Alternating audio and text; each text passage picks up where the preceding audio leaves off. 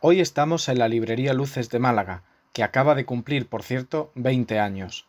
Aquí he entrevistado al escritor malagueño Antonio Fontana, ganador de premios como el Málaga de Novela o el Café Gijón, y que ahora acaba de publicar Una mujer furiosa en la editorial Siruela.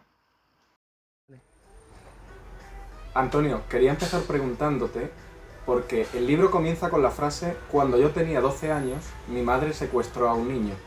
Es una historia que empieza con un secuestro, pero que en realidad va mucho más allá. ¿Qué va a encontrarse el lector en Una mujer furiosa?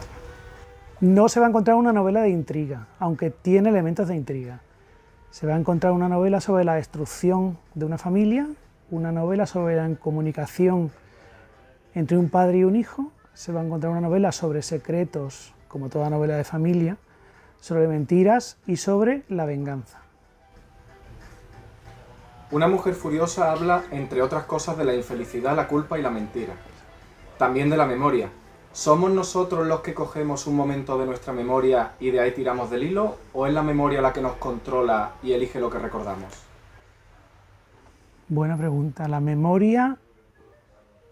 Nosotros creemos que recordamos la verdad, cómo ocurrieron las cosas, pero realmente la mitad de lo que recordamos es inventado por la propia memoria. La memoria dirige, la memoria miente, la memoria falsea, pero como es la memoria, nosotros le decimos a todo que sí. Yo cuando leo libros, sobre todo escritos en primera persona, de narradores que recuerdan, me cuesta mucho creérmelos porque los narradores no dudan de nada. Esto ocurrió así, tal día, tal hora, era una tarde de otoño, eran las tantas de la tarde. Y yo creo que cuando recordamos debemos dudar de lo que estamos contando. Por eso mi narrador muchas veces duda, no está muy seguro de lo que está contando. No siempre, no en todas las ocasiones, pero él duda de la memoria porque, lo he dicho en más de una entrevista, la memoria es una escritora de ficción. Al inicio, el protagonista dice que esta es la historia de lo que ocurrió, pero no de cómo ocurrió, porque no es una historia de certezas, sino de sospechas. ¿La memoria familiar está compuesta por sospechas más que por certezas? Está compuesta por sospechas, por mentiras, por cosas no dichas, por cosas no habladas. Y como decía al principio, es una novela no de intriga, pero sí con intriga. Lo que pasa es que esa poca o mucha intriga no es una intriga policial, no es una intriga a base de pistas, es una intriga a base de recuerdos. Una historia que el narrador intenta reconstruir porque no ha podido olvidar lo que ocurrió en el verano de sus 12 años. Entonces, no hubo un atestado policial, no hubo, de todo lo que pasó, no hubo constancia, no hubo pruebas físicas o pruebas materiales. Todo es un intentar volver hacia atrás con la memoria para estar lo más seguro posible, pero nunca estará seguro del todo. Tu novela también es una crítica al patriarcado, que relegaba a la mujer al hogar, y es una denuncia, es un grito de esas mujeres que deseaban nada más que vivir y elegir su vida. De hecho, es una novela que podría salir de alguna forma de la anterior, y hasta aquí hemos llegado. Es una novela que empieza en los años de la transición. El papel de la mujer era muy ingrato. La mujer en su casa, la mujer dedicada a las tareas del hogar que ni siquiera eran consideradas trabajo.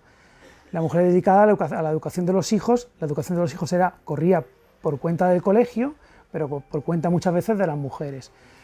Eran años en los que, esos años de años anteriores y algunos años posteriores, en el que, por ejemplo, la mujer para tener una cuenta en el banco necesitaba la firma, el beneplácito del marido.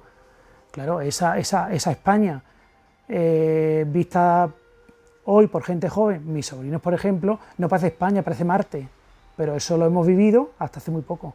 Era un papel muy ingrato, era, claro, la búsqueda de su propia habitación, bueno, no más que su propia habitación, como diría Virginia Woolf, su propia vida, la conquista de su propia vida. A veces la protagonista femenina de la novela, Martina, se queja de las labores de las que ella debe ocuparse sencillamente por haber nacido mujer. ¿Crees que se ha evolucionado de esa España de la transición, de esa Marte, en cuanto a feminismo en los últimos años? ¿Y cuánto queda por hacer, en tu opinión? Se ha evolucionado y queda mucho todavía por hacer, pero no solo en feminismo, por ejemplo, con respecto a la transexualidad, con respecto a los derechos del colectivo LGTBI. Queda muchísimo por hacer, vamos. Estamos muy a la vanguardia respecto a otros países, pero queda muchísimo por avanzar, sí, sí. La familia del protagonista no parece haber sido feliz, quizás por la época y las circunstancias que le ha tocado vivir. A día de hoy, Antonio, no sabemos qué es la felicidad ni cómo alcanzarla. La felicidad yo creo que no existe. Lo que existen son momentos de contento, momentos de estar en paz, momentos de armonía. Pero la felicidad yo creo que es lo que nos venden los anuncios de televisión. Y si para estar bien con nosotros mismos necesitamos los que nos vende la televisión, mal vamos a ir. Creo que en la vida hay que buscar no tener el mejor coche, no tener la mejor casa.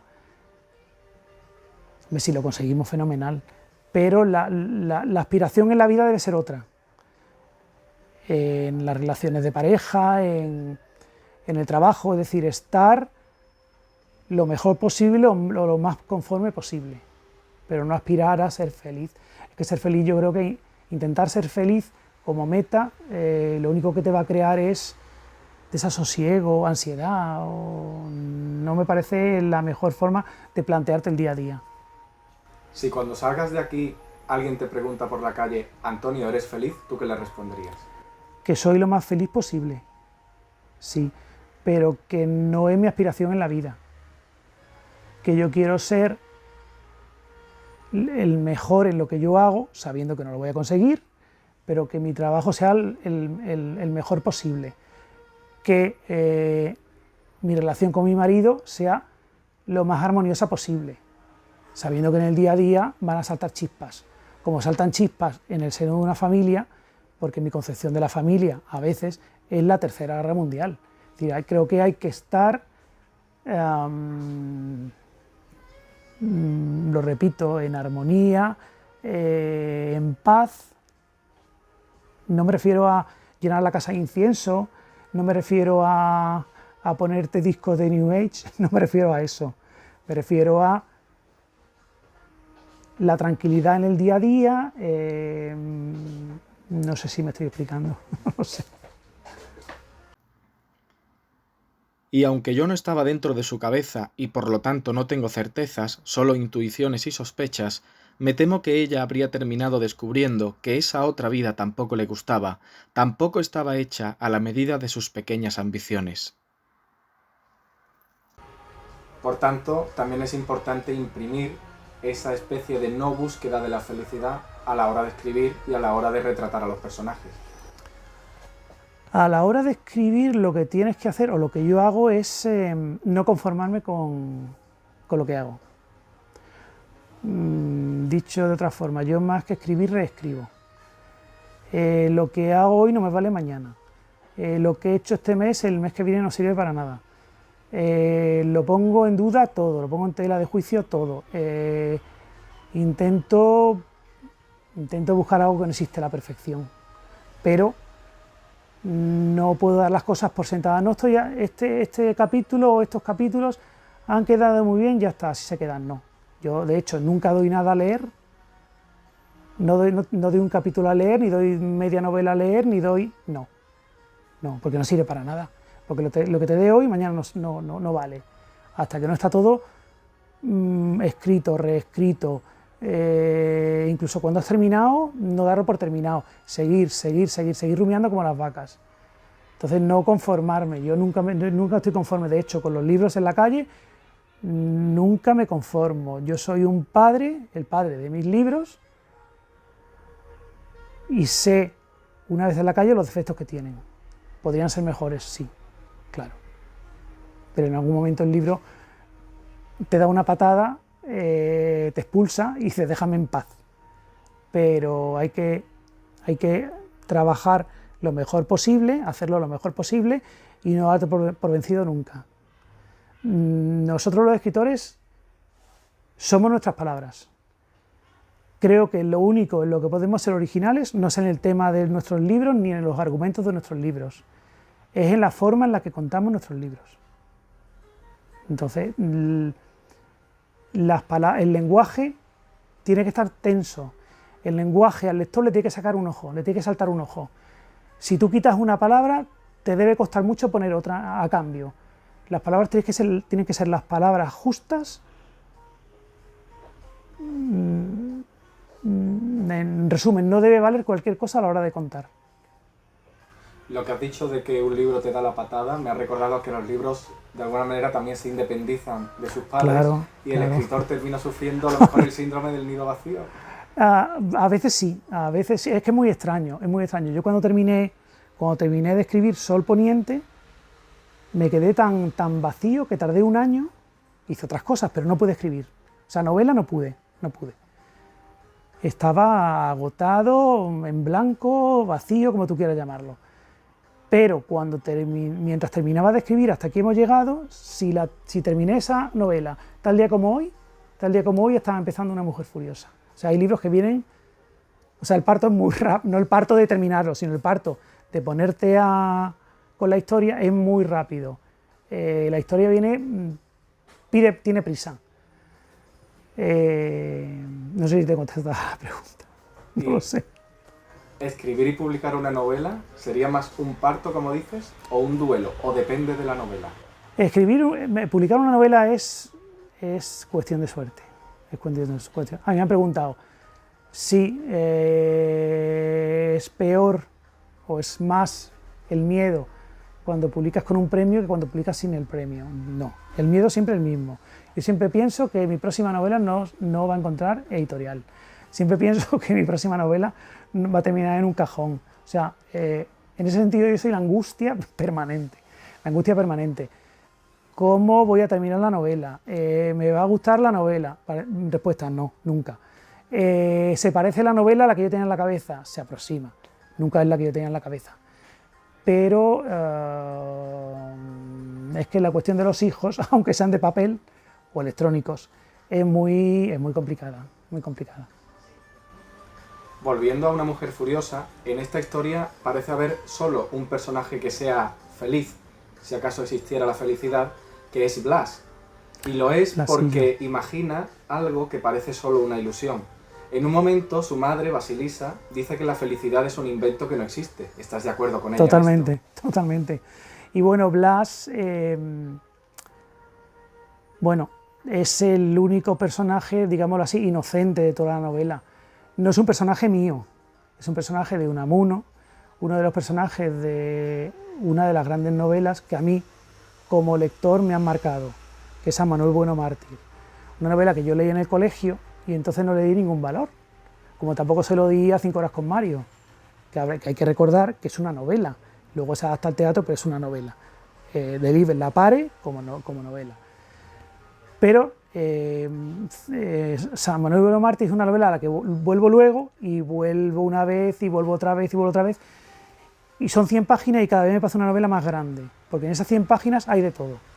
Filosofía, religión, una narración, hay muchísimas cosas. Y yo de ahí, aunque Unamuno en esa novela mata, digámoslo así, a Blasillo, me gusta mucho ese personaje, entonces lo he incorporado, dándole otra vida a Una mujer furiosa como personaje mío, pero vamos, yo en la nota final yo explico que tengo una deuda enorme con San Manuel Bueno Mártir, y es el único personaje inocente, es un personaje absolutamente enamorado, y es un personaje trágico, como lo era también en Las manos de Unamuno. Feliz, sí. ¿Por qué? Porque no vive en el mundo, vive en una ilusión, en una fantasía, claro. Y no hay quien tire de él y le haga apoyar los pies en el suelo, porque su mundo es otro y su realidad es otra. Por otra parte, uno de los personajes dice que la culpa dura para siempre, pero que la vergüenza caduca. No, la vergüenza metemos todo en la pata y es el fin de nuestro mundo, y al día siguiente nos levantamos, nos duchamos, bajamos al perro y hacemos la comida. La vergüenza Se pasa muy mal, pero la vergüenza caduca, pero la culpa no.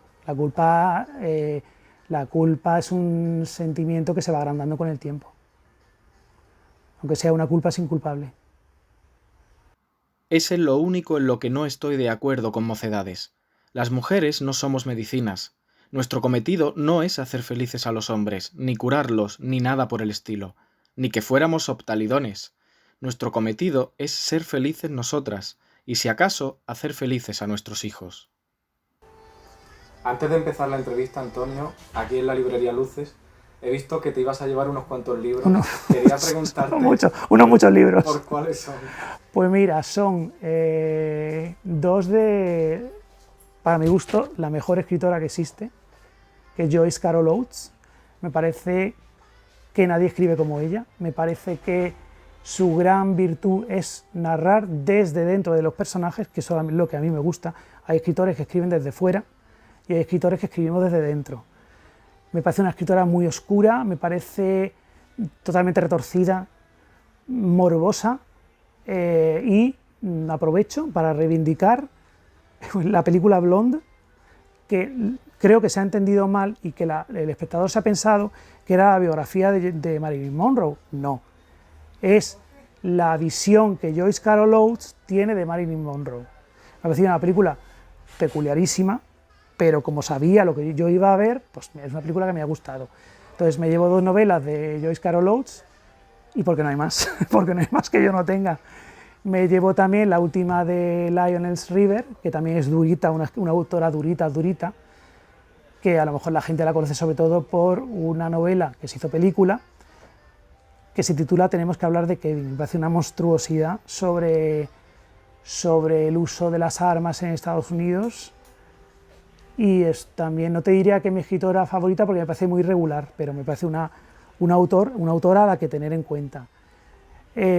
Otra novela que me llevo es de A.S. Byatt, que también me gusta mucho, y no me acuerdo de qué más he comprado. No me acuerdo. ¿Dos de Carol Oates? Fortuna. Fortuna, el premio Pulitzer, sí. Que bueno, cuando todo el mundo habla de una novela o de un libro, me da un poco de miedo.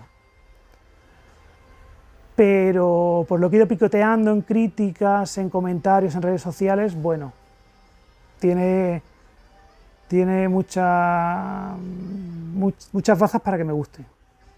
Vamos, porque deja de mirar, porque si no, me llevo más, sí. Y por último, Antonio, después de hablar de estos libros que te ibas a llevar, ¿puedes recomendarnos algunos libros que hayas leído recientemente, que te hayan gustado, lo que estás leyendo ahora mismo? Bueno, sí. Ahora estoy leyendo dos novelas cortas en un solo volumen de Joyce Carol Oates, por supuesto, que se titula la novela, bueno, es un doble título, El legado de Maud Donegal. Lo publica Siruela, y esta es una narración, la primera de las dos, una narración inquietante. Joyce Carol Oates no es una escritora de terror, pero se acerca mucho. Y luego, entre lo último que he leído, hay un libro que no es un libro, a mí me parece un milagro. La flor del rayo, de Juan Manuel Gil, en Saiz Barral. Me ha parecido una maravilla. Un libro, cada página que pasaba era olé, porque son unos diálogos escritos con cincel. Es una trama en la que en realidad pasa muy poco, pero con una atención del escritor a esos detalles impresionante. Y yo aprovecho aunque no es reciente, aprovecho para recomendar dos novelas que son del 20 o del 21. Una es el Hamnet de Maggie O'Farrell, que es una obra de arte, y otro es Pequeñas mujeres rojas de Marta Sanz, que cierra una trilogía, podemos decir, de novela negra, son falsas novelas negras. Marta Sanz inventa un personaje que es un investigador, se llama Arturo Zarco, nos presenta primero una novela titulada Black, Black, Black, luego una continuación independiente, Un buen detective no se casa jamás, y cierra esa trilogía, que son novelas independientes, repito, con Pequeñas mujeres rojas, y me pareció el libro más salvaje que he leído, pero en muchísimo tiempo.